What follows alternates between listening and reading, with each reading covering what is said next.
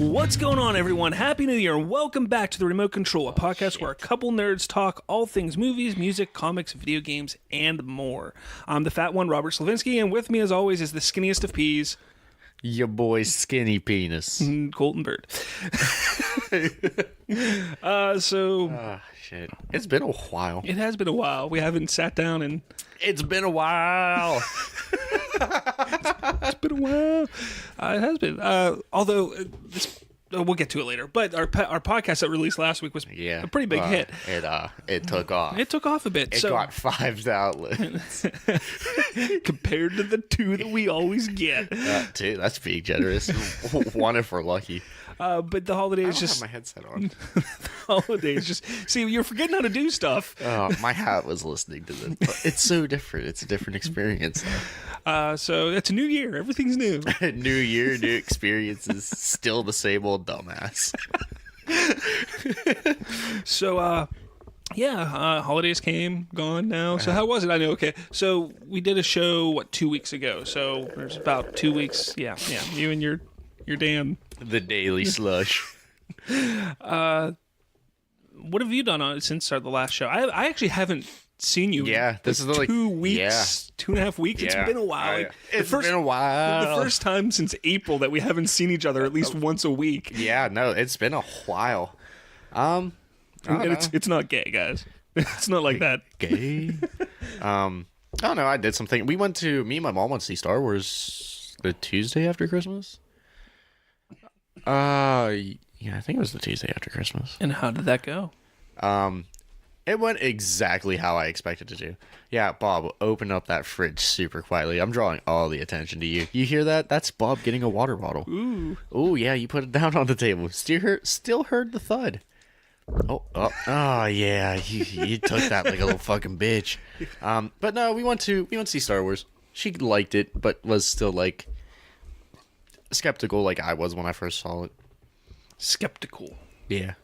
Then we went to the comic book store and bought some comics and stuff. That's fun. We spent 2 hours in that store. Okay, so you can get lost in that store. So again, we live near Pittsburgh, Pennsylvania. There's a comic book store called it's New Dimension New Comics. Dimension Comics at Century 3 Mall. Now, Century 3 Mall is a dying mall. When you talk about dying malls, there's like 14 stores. No shit. Yeah, and it used to be one of the busiest malls in Pittsburgh, but over the years, it's just slowly died, and it's barely got a pulse right now. I think really New Dimension Comics is and pretty Hot much, Topic. And J.C. Penney's are probably the 3 things that keep people in. It was actually busy when we went. There was like a decent amount of cars. Yeah, but New Dimension Comics is an excellent comic book store. If you've live in the Pittsburgh area, check that place out. I'm sure you've been there. It's a huge store. They have so much. You can find if you're somebody like me who likes to collect Star Wars toys. They have like the power of the Force figures, which is not vintage because it's vintage. It's 1995-ish came out. Vintage would be the 70s and 80s toys, but I thought that was a cool ass effect. I just did. No, it wasn't. How about the second time? A little better. Okay, I'll go over here and fuck myself. So, so it's an awesome comic book store, and we're not getting any money from them or anything. Yeah, but no, it is just I was BSing with one of the guys. I was looking at the Magic cards in there. Yeah, I play Magic the Gathering. Come at me. Too bad I don't know where my decks are. They had a Black Lotus there. Really? They sold it for over $20,000. That's insane. Yeah. Yeah, I used to play Magic the Gathering. I don't anymore because lots of wasted money went to that game growing up. And there's honestly no one down here that plays. And not only that, but there's really no benefit of buying the cards. Like anymore, like when I first started getting into it, there was a lot of one of my favorite cards that I had was called Avatar of Woe. If you're a Magic the Gathering player, Avatar of Woe at the time was an excellent card. Yeah. It was one of my favorite cards. I had 4 of them. I used one of them was a foil. So it was leading the charge. Exactly. But I had them, and I could, if I ever wanted to, I could have potentially sold it that one card for $20. Yeah. I went on cardkingdom.com. I want to say probably about 6 months ago, even if that long ago. Yeah, they don't hold value. No, none of the cards are holding value. Except for Planeswalkers. That's it. Planeswalkers and a lot of the alpha, beta, you know, those editions. Cold snaps. You know, because what they're doing now is they're just like, all right, hey, yeah, mass producing. So here's this saga, and this saga we're gonna just do the same cards again. And it's like, yeah, that's why they don't do the core sets anymore. To me, it's annoying. I'm sorry. I liked the fact, like, I loved searching for a card. Like, I loved going on to, I had this huge encyclopedia of all the Magic cards at the time. My mom got it for me for one Christmas, which I was pumped about. Oh, God. I had boxes upon boxes of them. Okay, I have no room to talk. I had a RuneScape unofficial hand guide. And I still, to this day, I actually lost it and bought another one. Jeez. But, anyway... I literally loved going through that book and like, oh, I want that card, and then doing everything I could to go out and try and find it. And then I got to the point where it was like, okay, I'm going to give myself a month or a month and a half to try and find this card, because I went to tournaments and you know, get-togethers and meetups. I love going to those. And, you know, you could trade and stuff there. I gave myself a month to, usually about 2 months. If I couldn't find it, I then jumped on cardkingdom.com and bought the card. And, you know, a booster pack in that time was $3.99. Yeah. You know. Those were the days. Those were the days. And you get lucky sometimes to get some of those cards. If you didn't, you know, you could go on Card Kingdom and buy the card, which sometimes the card was $10, sometimes it was $1. But the Lord giveth and the Lord taketh. Yeah. Now on Amazon you can get 25-cent cards. Jeez. When graduation, I got, you know, a shit ton of money for my graduation. Okay, this is where we find out how sad Bob is. And I just remember I was like, yeah, you know, I mean, it wasn't a shit ton of money. I'll say it was a couple $100. I don't have a big family and stuff like that, so I know a lot of people get thousands of dollars. My family, you know, it wasn't. If it makes you feel any better, I got like 800. So, so I decided to go to my local card shop. Oh yeah, and. The plan was to go there and split a booster box with a buddy of mine, and they were $100 at the time. You know, like they still are. Are they? So yeah, the boxes were $100. I think you got 52 packs or 50 packs or something. Something around there. Yeah, booster packs you get in a box, and we were going to split one. So I was going to spend 50, he was going to spend 50, and then we'd split the box in half. There you go. I get there. You get all of your euphoric rush. Well, I get there, and my buddy's like, hey, how about we go halves on 2 boxes? So I was like, all right, I'll spend $100. And then I was like, oh, I'm going to buy that box myself. So I essentially bought a box and a half, spent like $200 there, almost all of the graduation money that I got, had nothing to show for it because it was just Magic cards. Like, that's what I did. That's how obsessed I was with it at the time, because like there was no like hesitation. It was just like, okay. No, me. Yeah.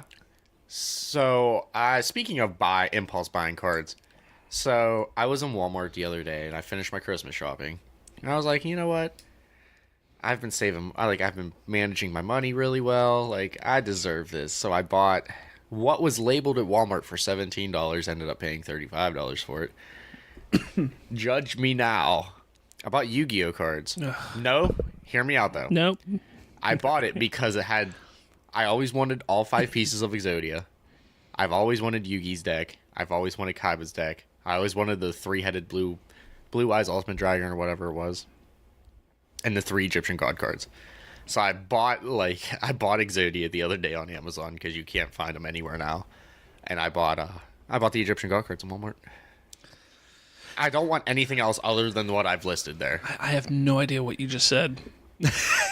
You lost me at Yu-Gi-Oh! I never got into Yu-Gi-Oh! Oh my god! So it's like the first edition Pokemon. Like Pokemon to me, like Pokemon and Yu-Gi-Oh! To me, I never got into. I did. That's why we have a Pokemon poster here. That's your poster. I literally tried one other card game besides Magic, and that was the Dragon Ball Z card game that came out. I always wanted to get into that. And it was crap, dude. It was absolutely impossible to learn how to play properly. They convoluted the rules so much. It was just ridiculous. And I found problems like that because growing up, like, not only did I play games like that, but I played, RPGs, tabletops. Yeah. My favorite one. It's D&D. See, I was never a big fan of D&D. I want to get so badly back into D&D. But what I was a big fan of is the company White Wolf made Vampire the Masquerade. fantastic RPG tabletop. I'm telling you, it's simple. I've played that. It's simple. It's fun, and the simplicity of it is what makes it so great. Do you want to buy it and let's play it for this? Yeah, if you want to buy it, please do. I don't have the core book anymore. I have no idea. I used to have books upon books for this game. I don't know what happened to them. I still remember most of the rules, so if you want me to storytell one time, I'm down, man. Moves desk over. We're doing this. No sleep tonight. Goes in the work tomorrow. Oh. Yeah, I loved playing it, and then they had a werewolf version, they had a mage version, so it all was connected. Basically, which was cool, D&D, but better. Kind of. Because again, the simplicity. Because D&D can get complicated. It can get complicated. But if you play with the right people, it doesn't get complicated. And to me, I've never been a big fan of that type of setting. That's why I'm not a big fan of Lord of the Rings. I don't like that fantasy setting. You don't like the medieval fantasy stuff. Exactly. I love it. Well, I don't like the fantasy side. I'm more of the medieval. But that's why I always am a bard. Star Wars had an RPG. A tabletop come out roughly the same time when I was getting into Vampire the Masquerade. It was around that time. I can't remember what it was called. It was called Star Wars something or other. But I bought... I'm thinking something else. I'm thinking of the equivalent of Warhammer 40K. Yeah. Armada. Which I did actually try Warhammer 40K at one time too, but I'm not going to get into that. I wanted to play that, but that's way too expensive for me. But I jumped in. I was like, I'm going to buy this Star Wars RPG. Like, what the hell? Why not? I love Vampire the Masquerade, and I'm a huge Star Wars fan. This has got to be awesome. I opened the rule book. And it's thick and it's all Chinese. It's Chinese, exactly. I don't understand. I get that there's certain things that you can't take from another company and stuff like that. Yeah. Now, White Wolf did make a Star Wars RPG years ago. You can go online and you can find the rules online. You can download the PDF. You can get the character sheets and everything. And again, it's simple, just like Vampire the Masquerade. This one that I bought, man, it was harder to understand than D&D. And it was so annoying. It just made me mad. Why can't they just make games simple? Especially because it's kids that are going to be playing it a lot of the time. That's kids who are 12 years old. That's who starts playing it, and you don't want to make it difficult so they get aggravated. You got to think about it. D&D has evolved from a game that started with 14-year-olds, but now they're 33. No, now they're 65. Yeah. There was an article I read on Facebook. This dude finally has finished his 33-year campaign. It's ridiculous. In D&D. I always wanted to do that with Vampire. I always wanted to just get a story and just go. Just have the longest game ever. Just keep going. It never ends. That's always what I wanted to do. Everything has to end, though. A buddy of mine named Dan, he was an Dan the cameraman. Dan was an excellent storyteller. He was one of my good friends growing up. And not only did I play Vampire with him, but I played Magic with him. I played Xbox with him, all that kind of stuff. But was it one of those games that you could write your own story? Yeah. Yeah, absolutely. I would love to do that. And I did one time, and I want to say it was 11th grade, I think. I think it was in 11th grade at the time. At peak writing skills. I had a study hall in school. So literally, I didn't study. I sat every single day, and I wrote a story for Vampire the Masquerade. Dude, I wrote probably, I want to say maybe 400 or 500 pages for this story. All right, handwritten. Handwritten. Yeah, those are back in the dinosaur times. Yeah. So I wrote it, and then what I did was I got my buddy Alex, who we play airsoft with, and I was like, hey, man, can you read this for me? And he starts reading over it with me, and he's like, yeah, this is excellent, man. I was like, all right, here's the deal. You're going to be in the know with some of this stuff, and you're going to be kind of like the leader of the group. So you're going to be in the game. And then he was like, oh, dude, I got 4 or 5 guys who love playing D&D, and they've been wanting to try Vampire. I was like, call them up, get them over. So he got 4 people. Then I got another 3 people. Dude, we had a 10-people game. That's awesome. Going on with my story. And I think we went for about 3 weeks until people were like, holy crap, this is just it's emotionally draining. Well, each game, I would get through 5 pages in 6 hours. Wow. Because there was just 10 people, So it's everybody's taking a turn. Exactly, so it just got to the point where just too much. It would have worked better if it was just 4 people, Yeah. You would have burned through that way quicker in 3 weeks. Exactly. I mean, we never finished it. I wish I still had it somewhere. I bet you if I went to my mom's, I could find it, but... We can play it. I do want to start playing, I do want to invest in a camera this year and kind of play board games and just whatever happens. Yeah, just go with it. Yeah, and then the end game for the series is Monopoly, where we just watch us all descend into chaos. No one's friends after Monopoly. No one's friends. No, never. That will end with the table being flipped and me probably motherfucking someone. I guess before we get the show started here, that was a long intro. 16 minutes to be exact. Before we get started with the show, I just wanted to welcome all of the new listeners and remind everyone all 5 of you. And remind everyone that you can find us on Facebook. Just search the Remote Control Podcast. You can find us on Twitter at the Remote Control. That's at the Remote CONTRL. You can also find us on Instagram. You also can check out our website, where from time to time we will write an article or articles talking about something relating to the entertainment world. And you can find all the links to that below in the description. And then just a real quick shout out to Pod Echo and Potter and Family, or at Pod Echo and at Potter and Family, or hashtag Pod Echo. Hashtags. That's Bob. Hashtag Pod Echo, hashtag Potter and Family on Twitter, because it's just a good little community where those two communities are good little communities where you can find other podcasts and stuff like that. With that said, we did have a a giveaway going on for a while. Oh, yeah. No, we're working on that. So we're not going to...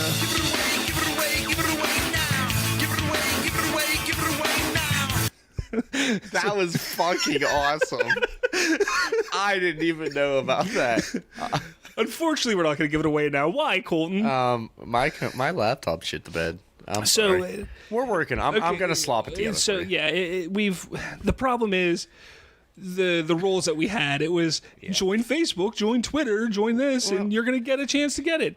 And the problem is, when you look at Facebook and Twitter, you can see when people join on Facebook, and you can go back in the history on Twitter and see who's following you, but it's just tough to find the ones who weren't added by somebody else on Facebook. Whatever. So we're going to figure it out. It will be given away next week. It is a... We'll give it away now. It'll be a Princess Leia with speeder bike pop figure. After that, we're going to wait a while before we do any kind of giveaways. So, what, probably Infinity War?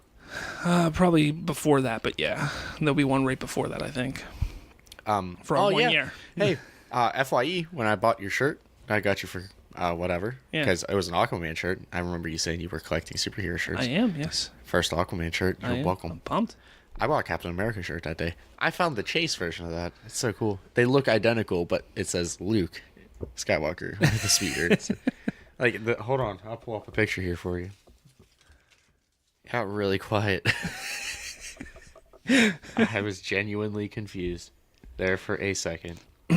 So I'll just keep mumbling on and on and on and on. So in the video game world, prior to going and seeing Star Wars: The Last Jedi, we haven't talked about this yet. We did play the expansion of Star Wars Battlefront 2. Fucking identical. It is identical.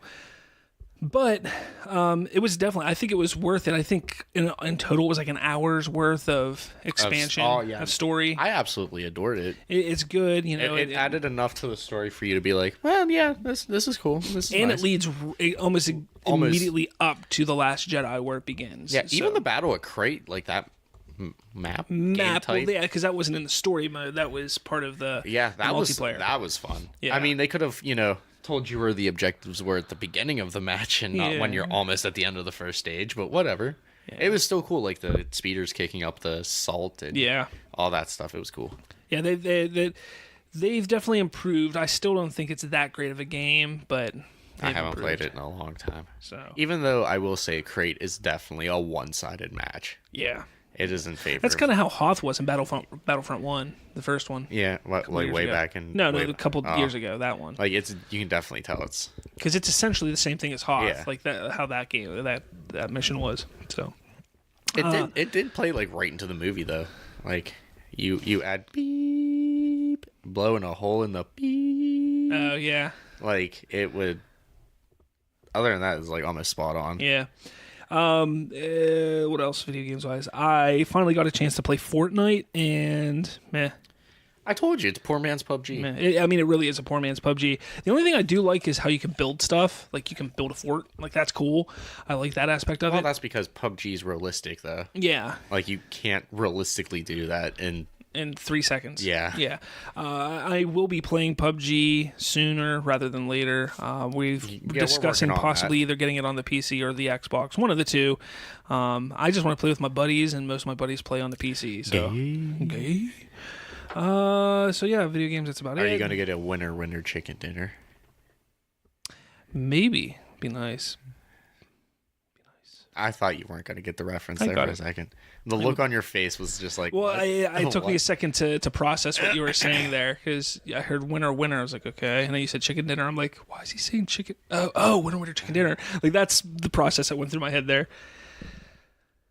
TV with Arrowverse withdrawal. I'm going through some Arrowverse withdrawal right now. I need some Flash and Arrow and stuff. Rewatch. I should, but I don't usually do that until the summer.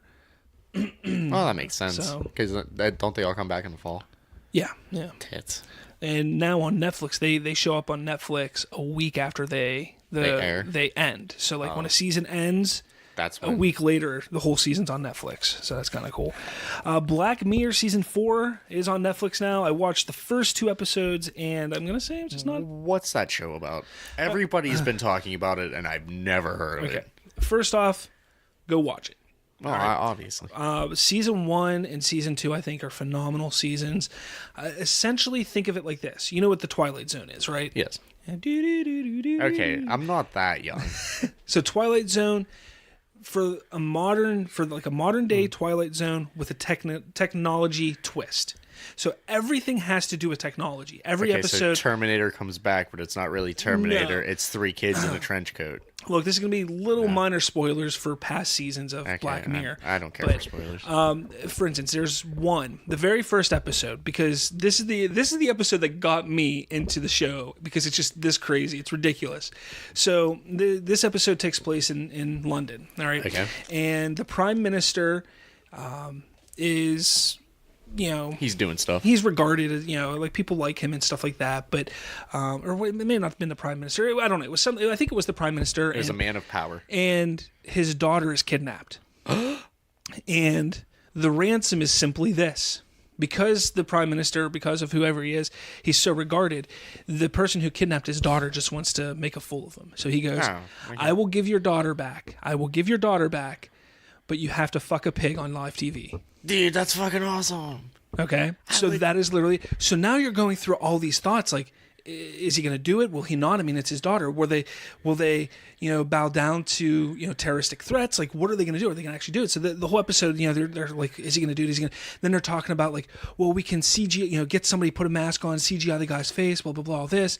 And it turns out that won't work, so...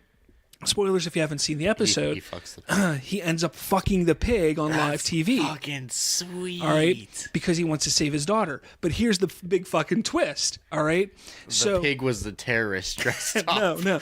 So obviously everybody is like. In London like, and in the world is like, is he gonna do it? So like there was a certain time, like you have to fuck a pig by 6 p.m. on this day, and I release your daughter. So does it give you timestamps like 24? Kind of, yes. Yes. So it's 6 p.m. All right, and he's fucking a pig, or he's fucking a pig. His balls deep in a squealing pig. And everybody in the world is watching this. Like that's what everything's doing. But what they don't know is, 20 minutes prior to 6 p.m., the guy released the daughter. That's hilarious. So like that's the big twist, like so prior to him doing it. But the problem is nobody knew that she was gone, like she was released, because every single person in the world was indoors watching him go balls deep in a pig. That's fucking awesome. And the kidnapper hangs himself and kills himself. So like that's fucking awesome. So then like at the very end of the episode, the Prime Minister's wife is just like looking at him differently then. It's like do I really want to be with this guy now? Like that kind of thing. He just did the dirty with a dirty. Exactly. So like that's just an example of kind of how the show is. There's some other ones that are really good. There's some bad ones as well. I'm good with the bad. But there's one that really fucked me up, dude. Like I was... It blew your mind. It didn't blow my mind. It was one of those ones that was like... It warped your sense of reality. Like there's an episode where there's this technology where you put an implant in your eye and you have a little controller and you go through your day, and then you can go home and with your controller rewind, and you can replay the entire day on your implant, and you can. Oh, that's cool. So all of your memories, you can relive. You physically you can relive. So this guy, he's off on business, and he comes back home, and when he comes home, he comes to he meets his wife at a party. They're at, she's at a dinner party. Wait, are they married yet? Or yeah, they're married. Okay, yeah. okay. So he meets his wife at a dinner party. He goes and sees his wife, and there's a couple other couples there, another guy. They're all just sitting there talking, bullshitting, having a good time. Yeah, it's a party. Yeah, it's a party. So they're passing hot Cheetos and pretzels, basically talking about cheese and wine and other things. So they go home that night, and do they do the dirty? Well, here's do they do it? Well, here's a crazy thing. He and his wife do have sex in this episode, but what's really fucking weird, dude? It's really fucking weird. Is they turn on the sensors and they're replaying a past sexual encounter while they're having sex there. Awesome. So they're reliving one of their favorite sexual memories. But it's not with each other. Well, see that you don't know it at that time, but you later find out that one of the guys that was at the party, she's been fucking. Okay. Oh shit. So he starts to the husband starts to pick up on this a little bit. He's like, I wonder, thinking weird things. So he's then sitting down in the living room one day, and he's just replaying things. And he goes back to that party, and he's replaying the party, and he's watching his wife and the guy talk, and he's seeing them flirting back and forth. And it's just he's starting to get into his head and everything like that. Well, you find out she's pregnant, and it's they're excited because they're pregnant and blah blah blah. But he starts losing his mind because he can't trust her because of what he thought he saw, and he didn't. And at this time, he still doesn't know if there was something there or not. He just thinks he saw something. Yeah, he's not bringing it and up. he keeps rewinding it, and watching it all the time, and letting it fester. Exactly. So that episode fucked me up because of my past relationships. Yeah. Because if I had that technology, I would have done the same fucking thing. That's what would have fucking happened with me. Yeah, that's crazy. So, but there's so many good. There's they use that eye implant, a similar eye implant. Wait, is it does it switch to POV? You're him watching the memory. Oh, that's awesome. So they use a similar eye implant in other episodes. They do a couple different types of eye implant stuff. It's really cool. You need to check it out. It is a cool series. Each season is about 5 or 6 episodes. It's not Netflix. It's a Netflix original. Oh, is it really? Yeah, oh, that's awesome. They're about 5-6 episodes. They're an hour long. Yeah, they're each about an hour long. They're mini movies, essentially. If I would have known when I was sick. Yeah. There's season 2. There was a special episode. It was a Christmas special. Ooh, and John... Where you subtly tell kids. I think it's an hour and 45 minutes or 2 hour long episode. John Hamm, the actor John Hamm, he's the main character in it. That is another one of my favorite episodes. It is so good and heartbreaking, too. Where he finds out his last name isn't Ham. It's pork chop. But... Anyway, that actually sounds interesting. Season 4 came out. I watched the first 2 episodes, and everybody was freaking out about the first episode. Everybody's like, "Oh, you gotta watch it! It's so good, so good." I watched it. I was just like, it was all right. I don't know. And then the second episode was, all right. And you're like, you know what? We can make this better. Our podcast gets 5 downloads per episode. Now, episode 1 of season 4, The Phantom Menace. The biggest thing with that episode, which is called the USS Callister, is they kind of play a political role. No, they play this. It's like Star Trek type of thing, And I didn't mind that. at all. The actors and actresses in it, you had not Matt Damon from Breaking Bad. You had the mother from How I Met Your Mother. You had Matt Damon. You had the incest brother that loves drinking milk from It's Always Sunny in Philadelphia. Oh my god! So you had these B-list TV actors as main roles on this episode. There was no identity to anything. It was kind of none of them are great actors or actresses. They're good when they play side characters, but they were all main here, and it kind of took away from it. Now, the mother from How I Met Your Mother, she actually Notice how we're not giving them names. She had the best moment at the very end of the episode, and I was like, first off, I think she's adorable. She's absolutely adorable, I think. I'll watch anything she's in just to look at her because I think she's cute, but she's not that great of an actress. She gives your heart a hard on. But it was the very end. She had the best moment in the episode. And, did she have the realization at the end? Sort of. Tits.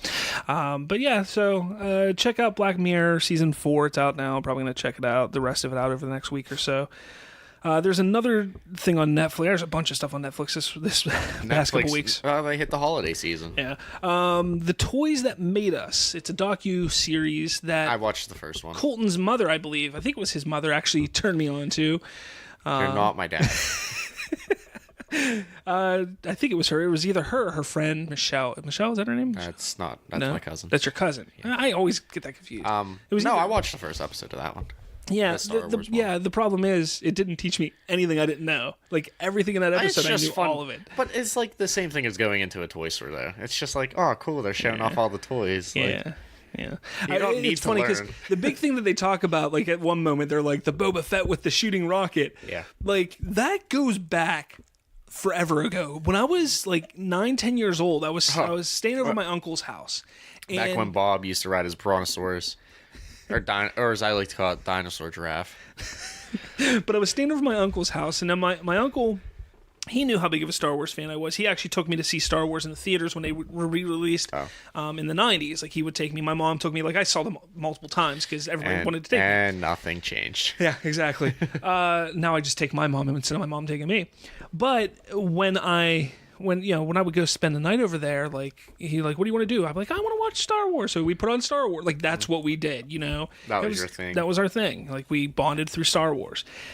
And he would tell me... Was he the Chewbacca to your Han? Yeah. And so he would tell me about the Boba Fett with the shooting rocket. And it's really funny because he was like, yeah, you know, he would say he had one. Mm-hmm. And like, as I got older, I knew. I was like, no, he never could have gotten one. Like, yeah, like they made like 6. Yeah, I was like, there was only like 5 or 6 ever made. Yeah, so you never got one. So, you know, he always told me a little lie there, but I thought it was the coolest thing as a kid. But yeah, whatever. You know, blind ignorance. They also have He-Man and the Masters of the Universe. He-Man and Masters of the Universe. They have a Barbie one. Yeah, there's...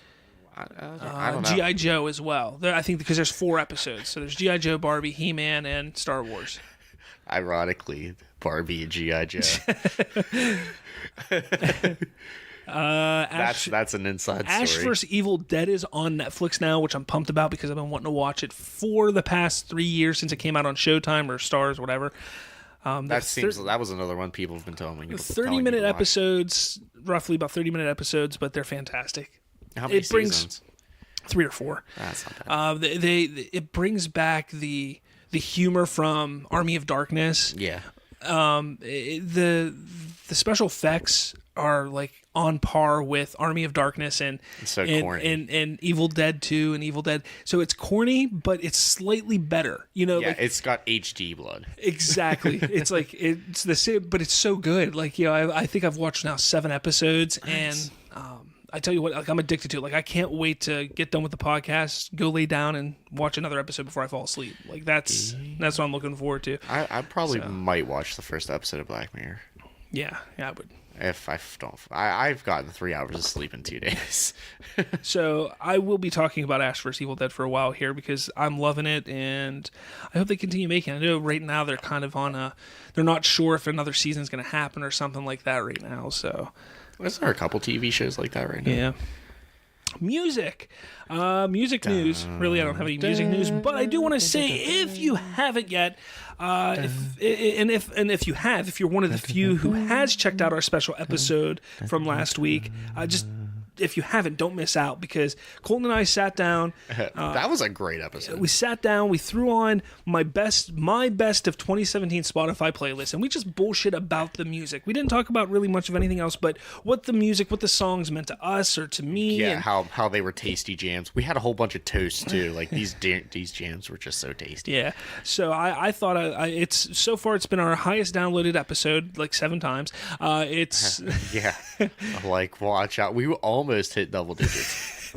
No, in reality, we almost hit triple. Yeah. For once, we're kind of excited. But kind of. Yeah, we're real excited. We had a hard on for like 3 days about it. But it's a really good episode. So I say check it out. You know, if you like music and you want to get a little insight to me a little bit. Yeah, we learned a lot about Bob that episode. Penis size and all. Ooh, movies. Star Wars franchise has made back the money Disney spent in acquiring Lucasfilm back in 2012 from George Lucas. Add to that the merchandise and such, Disney will probably be in the black for the foreseeable future with Lucasfilm. So $4 billion. They spent $4 billion to acquire Lucasfilm in 2012. The movies have now grossed $4 billion plus. All right. Add to that the merchandise, they're in the black, at this point, so... They'll get out of it. No, the black is good. They'll get out of it. Black is good. Red is bad. Black is good. They'll get out of it. They'll figure it out. I don't know what's going on. And now I had a brain fart. I will say this. They'll be in the black for the foreseeable future unless episode 9 sucks. But see, isn't it like the 7th most domestically grossed film? Episode 8? 7th? 5th? Something like that? Now I think it's 5th. So, it's not that bad of a movie. That was a joke. No, Last Jedi is not a bad movie. Don't worry. Star Wars Talk this month will break down all the flaws with the movie. Speaking of Star Wars, oh man, I dropped the ball here, people. Give me a second. Bob's balls dropped. So anyway, how are you guys this week? We missed you. So speaking of Star Wars, John Williams has stated that he will be. Dun, dun, dun, dun, really? Dun, that's what you're gonna do? He will be. Whoa. My name is Jean-Claude Van Damme.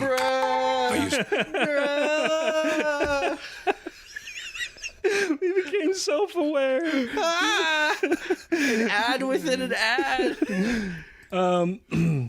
So, okay, back. John Williams has stated he will be composing a theme for Solo, a Star Wars story.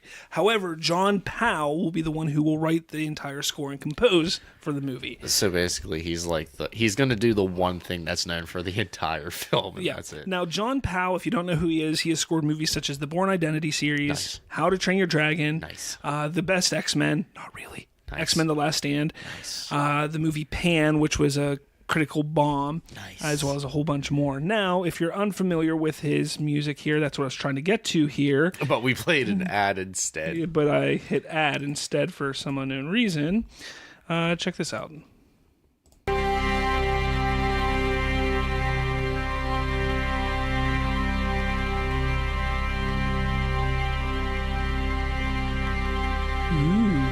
not doing anything.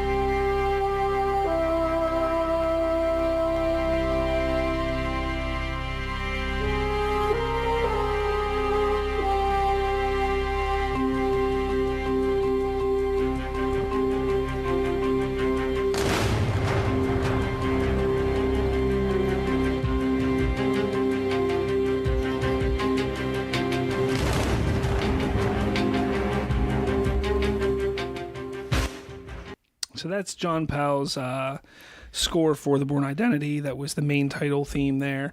And then we got a little bit of How to Train Your Dragon. I'm also going to pull up here because I think that's kind of fitting as well. Kind of matches with the vibe that they're probably going to go with that movie.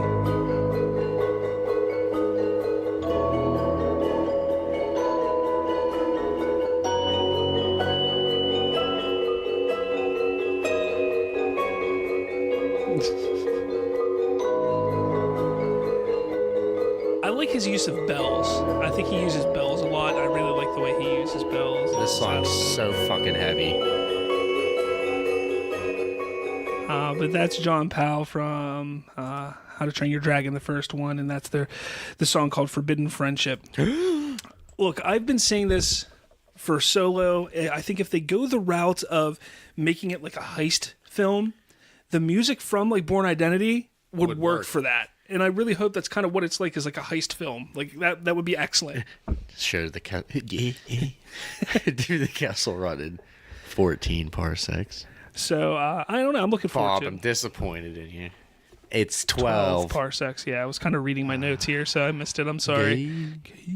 Bright came out also on Netflix. Did you get a chance to watch Bright yet? No, but I've heard that you and Jordan watched it. Watch Bright. It's on my list. I really want to watch that film. I know that the critics are like, it's crap. Don't listen to the freaking critics here. Okay, no. We've already talked about this multiple times. Yeah, we're not going to talk about the critics right now, but check it out. It's a bold, fun, magical, mythical take, of fantasy and everything like that. It's so interesting, and people are trying to poke holes in it, like, how does it make sense that there's orcs have 17 dicks, not one? Exactly. It's like, why are there orcs and centaurs and elves, and they're talking about the Alamo? That makes no sense. Well, how would the Alamo still happen?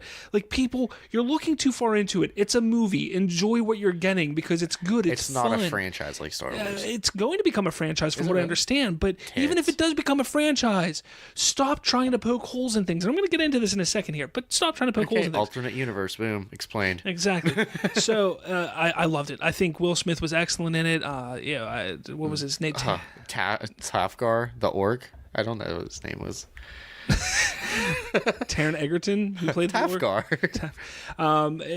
Look, the movie is a lot of fun. I cannot wait for the second one. They're making it it's already confirmed for a second one. They haven't greenlit it, but they've talked about having a second one. It is, but not really. Yeah, so I'm looking forward to it. I hope it comes out sooner rather than later because we had to wait a year and a half for this movie. So, how long is it? It's a film, like 2 hours, 10 minutes, something That's like that. Not bad. I can fit that in on like a Tuesday or Wednesday. Yeah, I'll watch it Wednesday or Thursday. I mean, check it out. I think you'll really enjoy it. I think you will.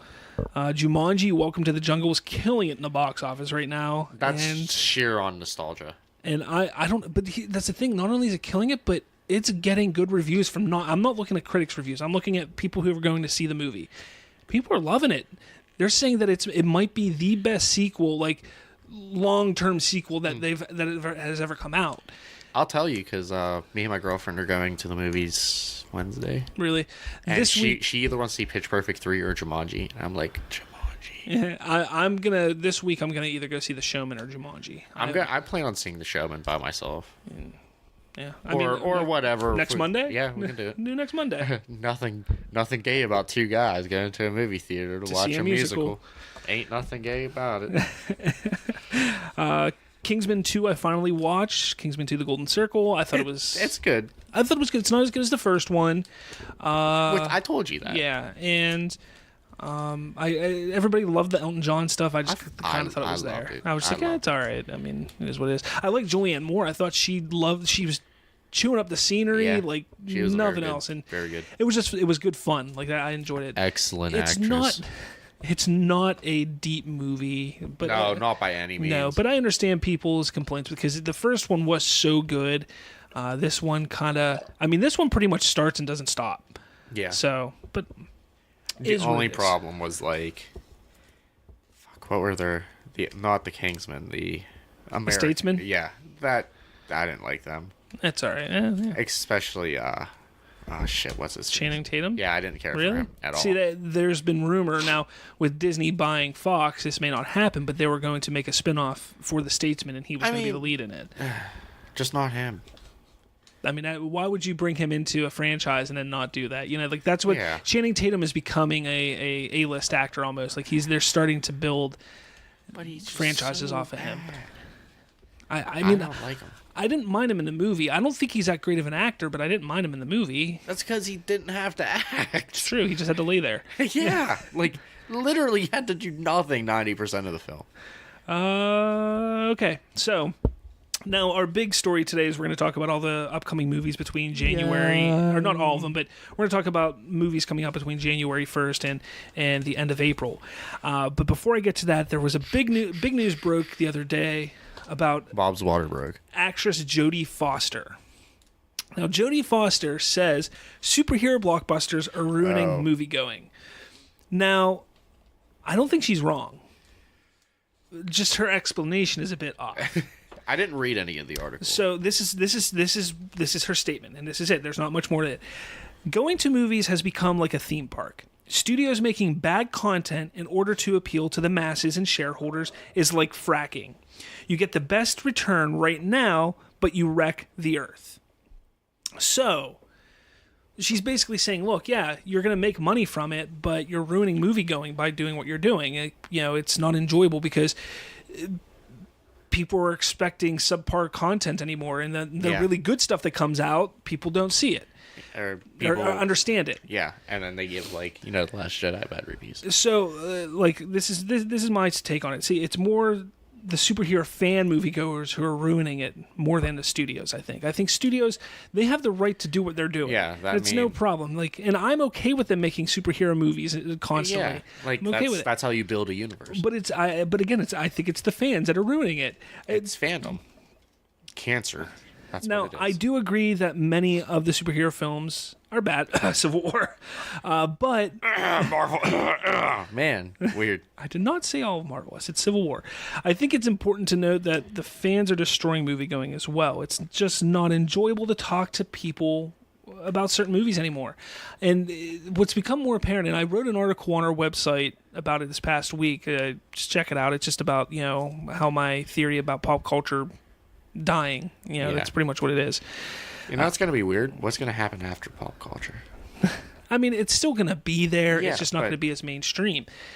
But the problem is it's just not enjoyable to talk to people anymore because you have somebody like Ryan Johnson or you have somebody like Zack Snyder who completely understands the fandom, understands the product. Mm-hmm. And they go, you know what? I want to do something a little different. It's going to be one where you have to think a little bit. Yeah, it builds massively upon the universe. Exactly, but it builds big time. It's going to take things in different directions, and you've never expected you would see. And the fans come out of it, and they're like, "This was divided." Awful. They're completely divided, and they say it's awful, and they say it's terrible, and then it's just annoying to talk to anybody about it. Yeah. I'm in so many Star Wars groups on Facebook. I haven't looked at a Star Wars group in 2 weeks now because of The Last Jedi. Yeah, it's completely insane. It's ridiculous. And it's the same 3 things. It's not even anything interesting anymore. And again, the same thing happened with Zack Snyder with Batman vs. Superman. And I was one of the ones, when I first went and saw the movie, I didn't like it. But it's one of those movies that you have to see multiple times to completely understand. And you're right. And I understand some people's arguments that a movie should be enjoyable the first time you go and see it. You're exactly right. And a movie like The Last Jedi was enjoyable the first time I saw it. The thing is it became more enjoyable the more I saw it. Yeah. And which is how a movie should be. Exactly. To me, that's a sign of a good movie when it has rewatchability. When you can actually go back and watch it again and see things that you missed the first time or the second time or the third time, that's a good movie. I don't want everything hand-fed to me right in the beginning of or the first time I watch it. Like Marvel. For instance, I said I just watched The Kingsman 2 the other day. If I go watch that movie again tonight, I'm not going to pick up on anything that I didn't see the first time because it's not that kind of movie. It's still enjoyable. I enjoyed it. I might watch it again sometime. I just watched the first Kingsman a couple weeks ago. It's still a good movie. It's one of those, if it's on TV, I'll stop and watch it. Exactly. But, I love movies with substance. And where Jodie Foster is kind of wrong is it's not the studios. The studios, while yes, they are making some subpar movies from time to time, that's in their right to do that. The problem is the fans. The fans are continuously giving the studios money for their subpar product. And I'm part of that. I'm sitting here saying, and I've been preaching for how long, look, yeah, even though that superhero movie sucked, still give them your money because we want more of them. Yeah. That's actually the wrong way to really look at it because we want more superhero movies, but if they continue making crap, I don't want to keep seeing it. So maybe what we should be doing is saying, hey, when it's crap, it's crap. Civil War, it's crap. Call it what it is. Stop praising movies that are bad when they're shit. That's the way we have to, in the fans, that's the problem. Fans are sitting there praising shitty movies and ragging on good movies.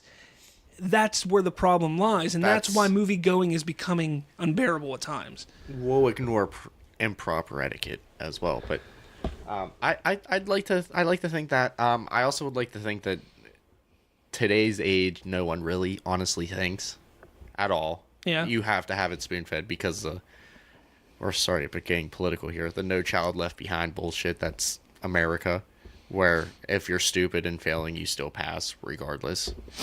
So, that has an effect on movie going as a whole because who wants to think when you can just get it fed to you? Yeah. But if a movie's shit, I think we need to not praise it. We need to. I would rather see, instead of like what, 4 or 5 Marvel films a year, drop it down to 2. And Quality over quantity. Simple thing. Yeah. Again, like I said, I love giving my money to these studios because I want to keep seeing them. But we can't be afraid to say if it's crap. If it's crap, just say it's crap. And again, I know people are going to sit there and say, well, that's what I'm saying about Star Wars. Star Wars, the Last Jedi was crap. Go watch it again. I'm telling you. Have an open mind. Have an open mind. That's how you need to go into these movies. Have an open mind. You know, I don't go into movies to criticize them immediately. I go in because I want to be enjoyed. I want to be entertained. And then it's after that, if I didn't enjoy it, I might watch it again just to say, okay, I'm going to give it a chance again. Mm-hmm. Like I did with Batman vs. Superman. The first time I saw it, I thought it was horrible. I actually sat there and said I would not watch it again. But then you got the director's cut. But then I watched it again, and I've watched it, I can't even tell you how many times since. Because it is good. It's a good movie. Civil War, I was the complete opposite with. I saw it the first time I came out of the movie theater on a fucking high. I was like, oh, wow, that was a great movie. It was so good. Oh, my God, it's so great. And then you watch it. And then I watch it again, and I'm like, wow, this movie really isn't that good. You know, and it's because I'm able to sit back and, you know, usually the first time you see something, you want to be entertained. Mm-hmm. And if you're entertained and you're happy, then a lot of people, what they'll do is they'll just sit there and the next time they watch it, they just, I was entertained by, I'm not going to, but they don't really watch it. They just, they have it on and they watch it. They watch it, but they don't watch it. Exactly. And I'm the other way around. Like when I watch movies, I'm pretty strict. It's like, shut the hell up. Don't talk. Yeah. No, you've told me one time. You get kicked out of my house if you talk during a movie. That's the way it is, because even if I've seen it 15 times, I want to watch and enjoy the movie. Yeah.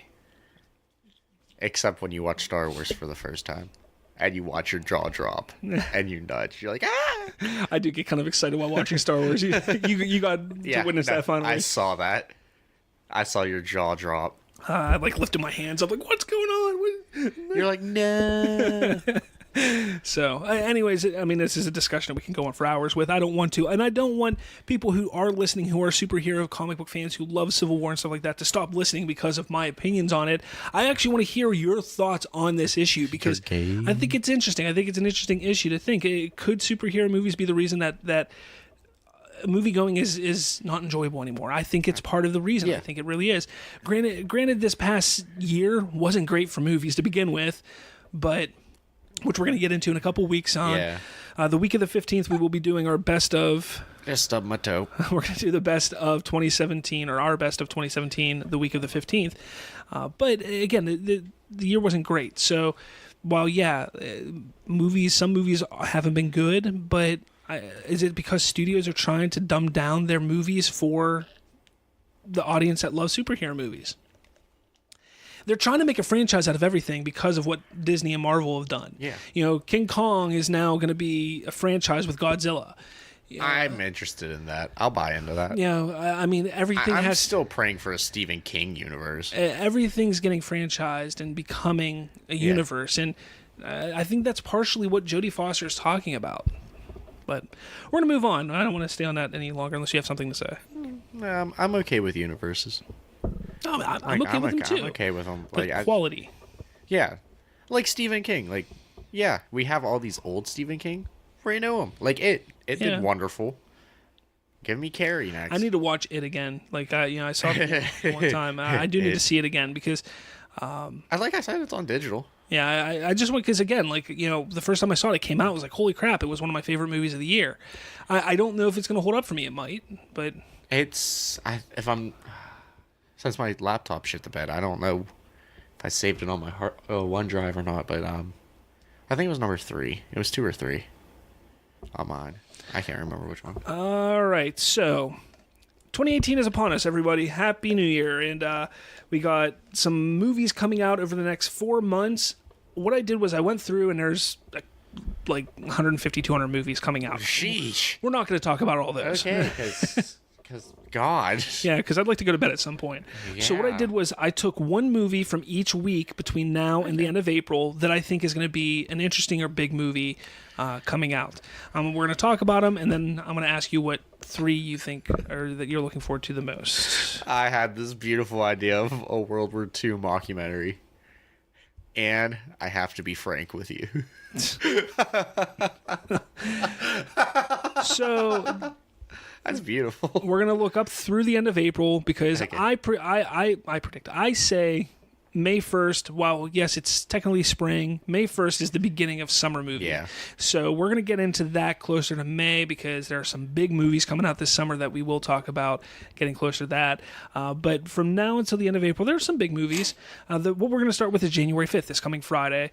Insidious: The Last Key. Now, this is for you, sir. Yeah, now, no, I'm going to see that. The synopsis is brilliant psychologist Elsie Rayner receives a disturbing phone call from a man who claims that his house is haunted. Even more disturbing is the address, 413 Apple Tree Lane in 5 Keys, New Mexico. So, have you seen it's the just, Insidiouses? Yeah. They say final key. It's not The last key. Yeah. Last key, whatever.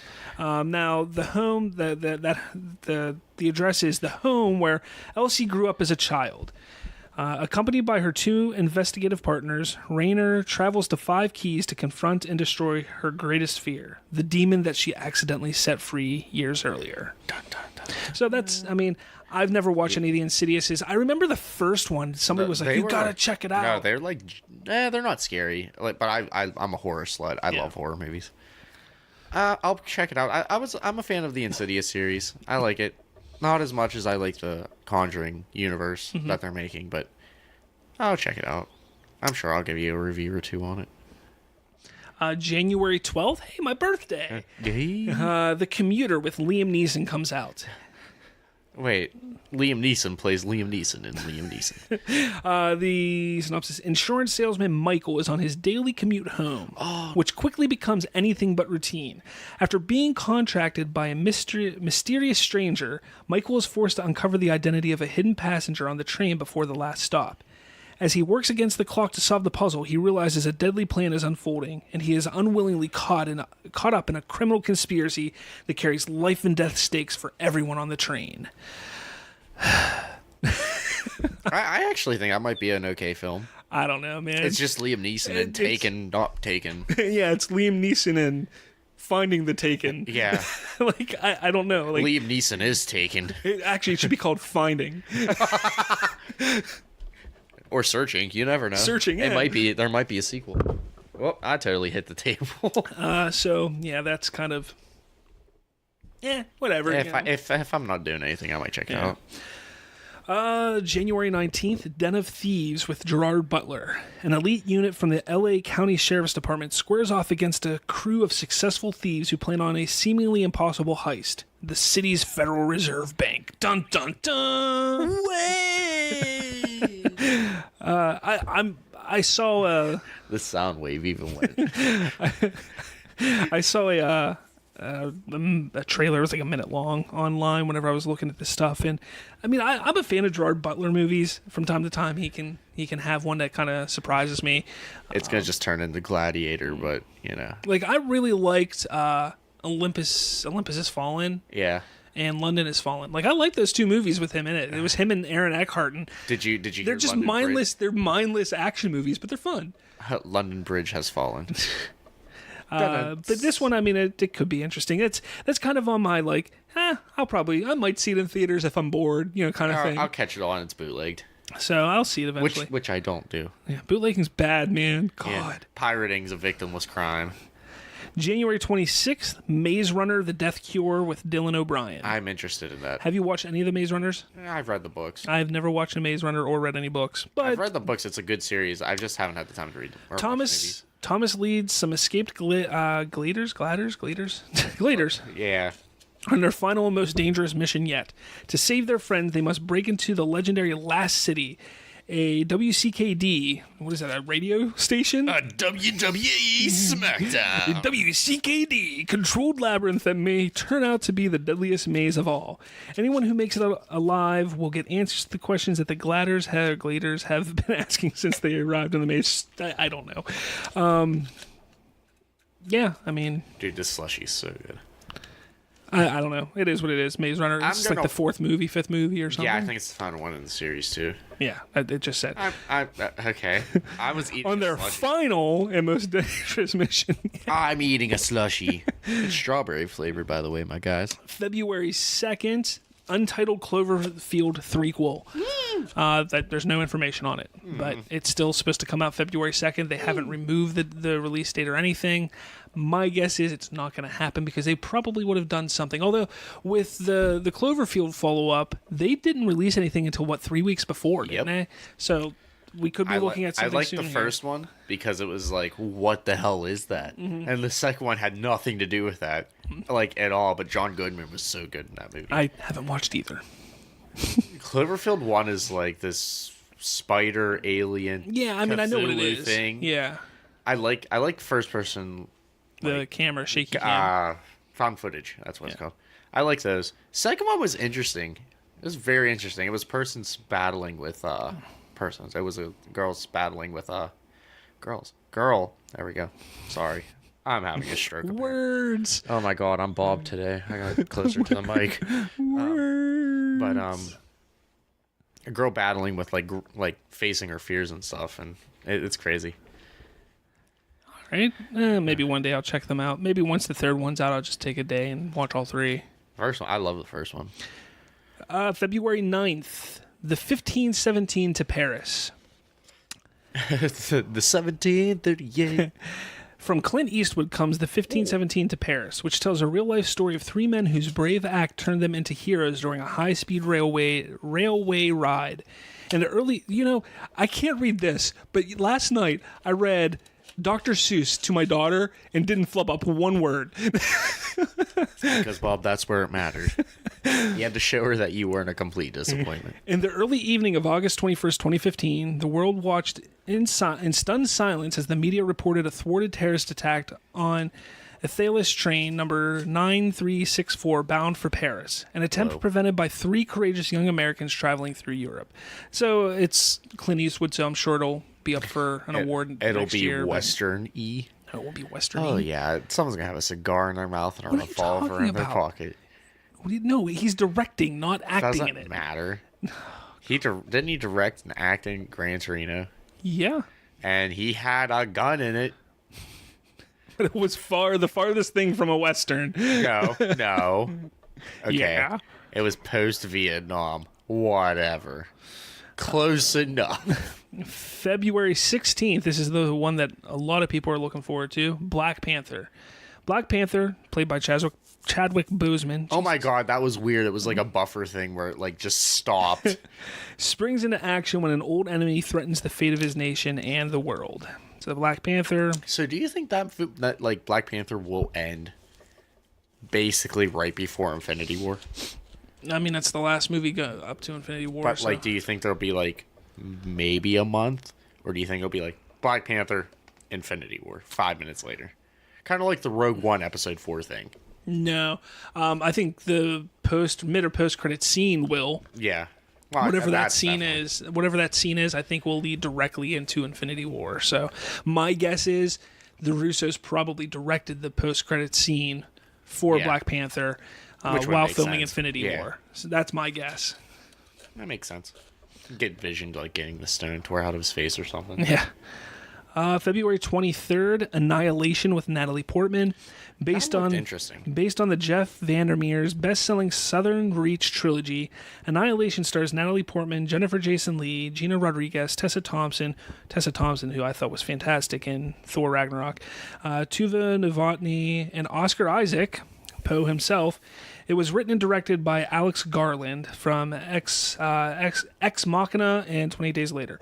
This trailer for that movie looks so interesting. It looked. I'm fully interested in it. I definitely want to see it. I didn't know until I put the synopsis on here that it's based on a trilogy of books, so I may have to check those is out. It really? Yeah. March 2nd, Death Wish with Bruce Willis. Dr. Paul Kiersey is an experienced... Before you go on, did you know Bruce Willis was dead at the end of Sixth Sense? Fuck, dude, spoiler, man. And I jizzed in my pants. Dr. Paul Kiersey is an experienced trauma surgeon, a man who has spent his life saving the lives of people on the verge of death. But when his wife is killed and his daughter rendered comatose after a brutal home invasion, TRC uses his unique skills to become the vigilante killer nicknamed the Grim Reaper. That's pretty badass. Too bad it's Bruce Willis. Yeah, I'm looking forward to it. I think he's too old for those roles now. Yeah, what is he, like 65 or something? Pushing 84,000. March 9th, A Wrinkle in Time with Oprah Winfrey and Chris Pine, directed by Ava DuVernay. Now, the reason why I bring up Ava DuVernay, keep an eye on her as a director. My guess is she will be directing a Star Wars film very quickly, very soon. Kenobi? Maybe. I don't know. No, she's not. They already have a director for Kenobi. Or maybe it's a writer. I don't know. But Ava DuVernay, she's a good director, and I'm really looking forward to A Wrinkle in Time. Like, Ava DuVernay actually helped J.J. Abrams on The Force Awakens. Really? Because with the whole Rey thing, like really understanding the woman and the aspect of the film. So now. Synopsis of A Wrinkle in Time. Meg Murray and her little brother Charles Wallace have been without their scientist father, Mr. Murray, for 5 years, ever since he discovered a new planet and used the concept known as a tesseract to travel there. Trademark. Joined by Meg's classmate, Calvin O'Keefe, and guided by the three mysterious astral travelers known as Mrs. Whatsit, Mrs. Who, and Mrs. Witch. Not Witch, Witch. The children brave a dangerous journey to a planet that possesses all of the evil in the universe. I actually love the trailer for this, and I cannot wait to see it. I know, like, I said it was too kiddie. Like, it was really good in the beginning, and then you're like a giant leaf with a face.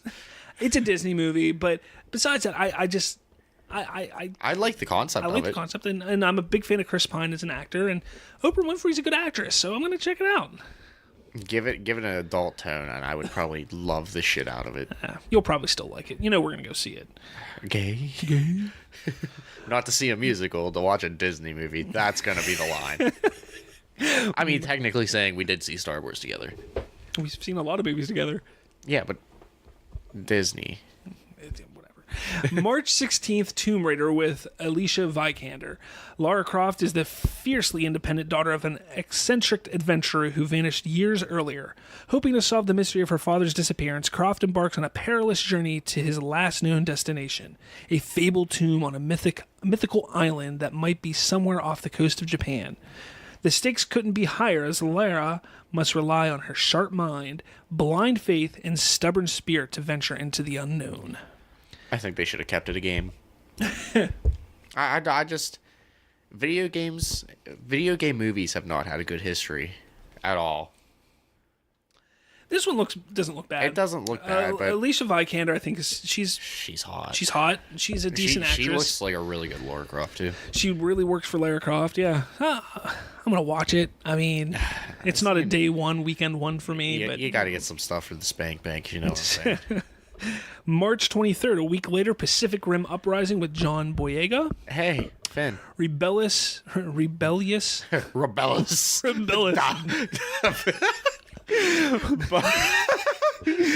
just camera pans over to Poe. Looks up at the camera. Rebellious. Why is it Poe? Because I'm like the cat. The cat looks, the camera pans over to the cat. He looks up, diabetes. Rebellious pilot Jake Pentecost and his estranged sister must lead a brave new generation of fighters against otherworldly monsters that want to destroy humanity. I love the first Pacific Rim. I really It wasn't one of those like, I'll watch if it's on. I'm not a huge fan. I'm just not sure about this one. I'm kind of worried about Pacific Rim Uprising. I like John Boyega. He's a decent actor. I kind of wish Charlie Hunnam would be in it again. It's weird hearing him not with his American accent, though. Oh, yeah. Well, it actually, like, his accent in episode 8 is not that good. Like, I think you could hear the British in it. March 3rd, another movie with another Star Wars alum, Ready Player One with Ben Mendelsohn. From filmmaker Steven Spielberg comes the science fiction action adventure Ready Player One. Based on the Ernest Cline's bestseller of the same name, which has become a worldwide phenomenon, the film is set in 2045 with the world on the brink of chaos and collapse, but the people have found salvation in the Oasis, an expansive virtual reality universe created by the brilliant and eccentric James Halliday. When Halliday dies, he leaves his immense fortune to the first person to find a digital Easter egg he has hidden somewhere in the Oasis, which is a literal egg, sparking a contest that grips the entire world. Hey, I just copy and pasted, so that was Google. They screwed that up. Grips the entire world. I literally caught. Is it ES or S? It's S. It's just GRIPS. That's grips. That's grips? Yes, you pronounced it wrong. Oh man, I'm terrible at life. If it was ES, that's like gripes. Grips, whatever. Bob's having a stroke. Words. Bob. Oh man, I'm tired. April 6th. No, okay, April 6th. Hey, that's a day after my birthday. This is a movie I'm actually really looking forward to, and you're gonna look at me. I'm judging you already. You're gonna judge me just because of who is in the movie. April 6th, Blockers with John Cena and Leslie Mann. It's John Cena. All right, Lisa, Hunter, and Mitchell learn their teenage daughters plan to lose their virginity on prom night. Whoa. The worried parents soon embark on an all-night quest to stop the girls from sealing the deal. I don't know. I saw the preview for it. I thought it looked fucking hilarious. I think John Cena is becoming a decent actor. Like, I think he is. Well, that's because his time in the WWE is almost over. Yeah, I mean, everybody hates him. Like, John Cena has kind of done the same thing The Rock did. Like, The Rock, he jumped into movies, and he was all right as an actor, Well, and he's really built. Like, Dwayne Johnson, I enjoy watching in movies now. John Cena, I think, is doing the same comedies. thing. And movies that should be serious. Yeah. So, I don't know. Blockers, I think, is going to be funny. I probably won't watch that. I'm not going to lie. Why? I don't... John Cena, I just don't like him as an actor yet. I'll let you know if it's good. Hey, it's a day after my birthday, though. Okay. Bob just farted. No, I with burped. his mouth. April 13th, New Mutants. Macy Williams and Charlie Heaton. So Macy Williams from Game of Thrones, Charlie Heaton from Stranger Things. Magic, Wolfsbane, and other teenage mutants try to come to grips with their superpowers while staying at a secret facility. That's about it. That's all we got. I'm interested because it's got that horror feel to it. Yeah, I'm gonna watch it because of that. I hope it is like a horror movie. I hope it wasn't just that trailer they made feel like that, and then it's gonna be like a normal, terrible X-Men movie. No, it's gonna be like rainbows and fucking unicorns. Have Jubilee there shooting unicorns ejaculating taffy and stuff. That'd be cool as shit. April 20th, Rampage. Speaking of Dwayne Johnson, this one I'm not really looking forward to watching. Isn't that the one that's based on another video game? Yeah, it's based on Rampage. Yeah. Okay, man. Between the two of us, we're a quarter awake. Okay. Let's see. Davis Okoye shares an unshakable bond with George, who's a gorilla, an extraordinarily intelligent silverback gorilla that's been in his care since birth. When a rogue genetic experiment goes wrong, it causes George, a wolf, and a reptile to grow to a monstrous size. As the mutated beasts embark on a path of destruction, Okoye teams up with a discredited genetic engineer in the military to secure an antidote and prevent global catastrophe. And Jeffrey Dean Morgan, Negan from Walking Dead, is in this as well, and he looks like he's playing Negan whenever I saw the trailer. I don't know. I'm not really looking forward to this movie because when you talk about... another video game movie. Yeah. That's April 20th. And then the last movie I'm going to talk about is also April 20th. And this movie I've been looking forward to for maybe 10 years now. Super Troopers 2. Oh, yeah. 5 wacky troopers must set up a new highway patrol station as the United States and Canada dispute the location of the border.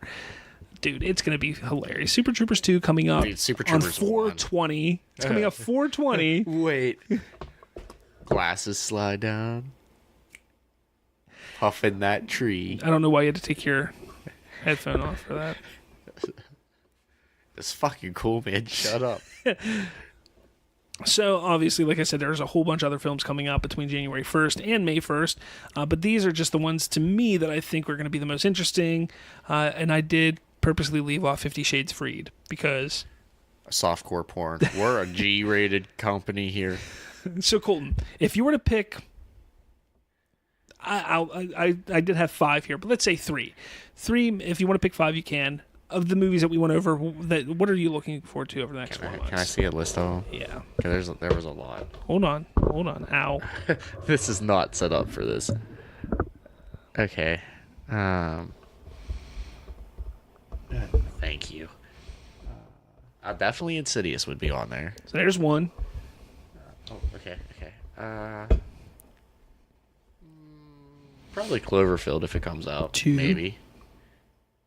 Annihilation's definitely 3. One. Wait. Okay, you can keep going. Ready Player One. 4. Oh wait, Ready Player One. Sorry, And you can't hear me. I'm guessing Super Troopers. Oh yeah. All right. And New Mutants is an honorable mention. For me, Super Troopers 2, New Mutants, Ready Player One, A Wrinkle in Time, and Black Panther. Those are the 5 that I'm really looking forward to. I'm not looking forward to Black Panther only because like the month after we get Infinity War. Yeah, my honorable mentions, the ones that are just kind of like, yeah, I might see it, like Den of Thieves with Gerard Butler, Tomb Raider, Pacific Rim. Like, those are movies that, like, yeah, I'm interested in seeing, but I'm not going to go out of my way like these other ones to go see, so. See, I just don't want to see Black Panther because then it's like, okay, I need Infinity War tomorrow. Yeah, well. I'm building up hype for Infinity War. I'm hyping up for it. Very interesting here. I did throw up on the Remote Control Facebook group. Did you at least clean it up? I threw on there, we'll what was your ignore that. favorite superhero film of 2017?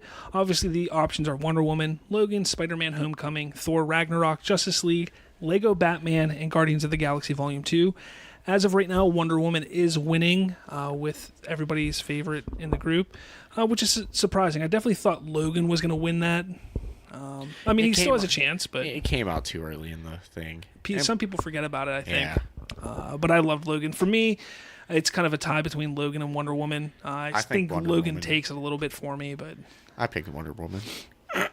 But yeah, if you did Guardians get a vote yet? No, Guardians still does not have a vote. Neither does Lego Batman, which for a while there, even after I saw Logan, I was like, man, Lego Batman was so much fun. Like I was thinking about putting that, like, that's gonna be my number 1. But when I sat back and really thought about Logan, like that movie, I literally cried. It's a good movie. I literally cried in that movie. You know, I don't cry. So I'm sorry. But that's a poll that's up in the group. So if you're in the group, check it out, vote. Smack down a vote. And then January, another poll I put up because January is thought to be a dead month for movies.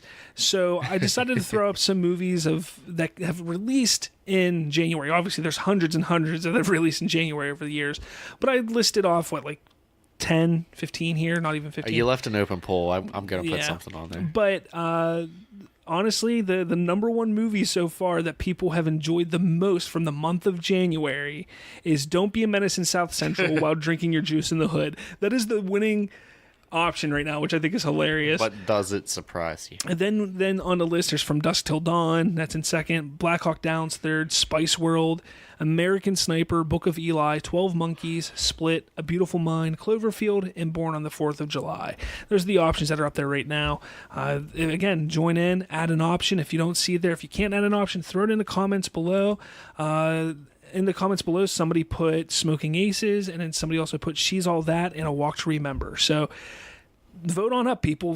Figure out, let us know. Because, again, January's thought to be like this dead month. Wait, there's a new option on the poll. Uh-oh. What is it? Can you not see it yet? No. I got to reload. Okay, go ahead, reload it. I don't want to read it. I want you to read it. All right. The new option is... Wow. Good job loading there. There we go. It's great. It's a really good option. Cloverfield. No. No? Oh, Moana. No. That's on there. Tooth Fairy. No. The one of these things. Bob's Weird Homemade Video. One of these things is not like the other. I'm actually since we started, there's a lot of other ones because I didn't reload it. So, Hidden Figures, Moana. Moana was January last year? I thought that was December last year. I don't know. One of these things is not like the other. But yeah. One of these things is Bob's Weird Home Video made. Yeah. What? Yeah. I feel like I'm losing my voice. You might be. But again, check out our group, join in on the discussion. Yeah, we get lit as shit, fam. Yeah. So yeah, I got nothing else. So what do you got? What was your favorite movie of 2017? We're gonna find out on the weekend of January 15th. I will say, I have it. There's obviously you're gonna see movies like Wonder Woman, Logan, and stuff like that. Now, those are some of my favorite superhero movies. My favorite movie of 2017, though, I will tell you this, is not going to be La La Land. No, because that was 2016. I know. It is not going to be a superhero movie. I can tell you that much. No.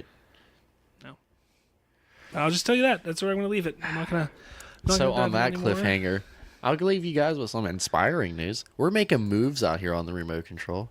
Right here, we're going to be collabing in 2018. We're going to be expanding, throwing up some new stuff. We're hoping to collab with some people that have, that are doing other things on whether it's YouTube or other podcasts, stuff like that. Really thinking of doing a roundtable discussion more often with different things, with DC, Marvel, Star Wars, different things like that. Just having a roundtable discussion. The roundtables are not going to be me and Colton. Like me and Colton are, we do the normal Star Wars at the TRC. The roundtable are going to be the collaborative episodes. You just ruined my identity. Okay. You broke K-Fab. I broke K. I'm sorry. But yeah, I mean, we're definitely going to do some more. We're looking at possibly starting a Patreon account, stuff like that. Maybe some merch. Probably doing some merch stuff and different things. So yeah, we're getting a camera. I want to invest in a camera. Okay. Like a really good camera, not like that one. What one? That one. What one? On the computer. No, that's a good one. That's a really nice webcam. I meant the two that I bought. Oh yeah. I want like that one that I was looking at Best Buy. That's like $800. Oh yeah, that'd be nice. All right, but yeah, that's been it, everybody. I hope you enjoyed this episode. Let us know what you think. Hope you enjoyed your new year. What movies are you looking forward to coming up in the first 4 months? Let us know in the comments below. Join in on the discussion that will be posted up as well in on our Facebook group. I will list all the movies that I talked about today and say, hey, what are you looking forward to the most? May the Force be with you. That's wrong show. May the Force be with you. Wrong show. May the films to be with you. I don't know, man. All right, everyone. This has been a fun one, starting off the year strong. Yeah, woo! Yeah, so let's get this going. 2018 is gonna be awesome. Better year. 2018 filled with fisting. Hey, it'll be our 1 year anniversary here soon. April. Yeah, April. Yeah. April will be our 1 year. Was it before my birthday? I don't remember. I have to take a look back. I think it was before my birthday. Possibly. Yeah, because I remember saying or having something about your birthday on the podcast. Yeah. So maybe we can get He Who Shall Not Be Named back for our 1 year. 1 year. And then, let's have it off the chain like we did before, where you're trying to talk and we're just over here making dick and fart jokes. Shit. Come on, for old time's sake. For old time's sake. I don't know. Anyways, that's been this show. Welcome. Bob has a Superman hoodie on. Welcome to 2018. I got a work uniform on. We're slaying puss 2018. Here we go. The year best year yet. The year that Slayer's Raid Blood plays 24/7 in my head. All right, everyone, take it easy, and talk to you next week. I need to stop.